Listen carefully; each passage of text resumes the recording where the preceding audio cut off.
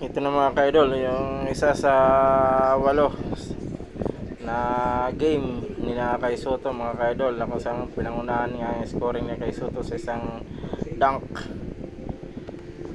Ayan, makita po natin na kung saan ay dinumina ni Kay Soto ang ilalim. Makikita din po natin mga ka-idol kung gaano ka-aggressive ang ating pambato. Panalo ang laban na to.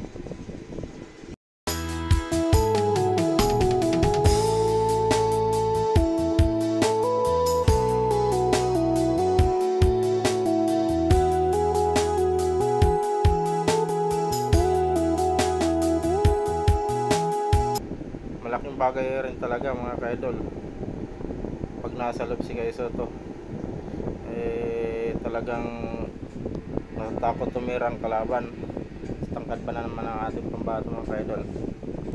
Panoorin po natin mga ka-idol ang galawan ng ating pambato si Kay Soto.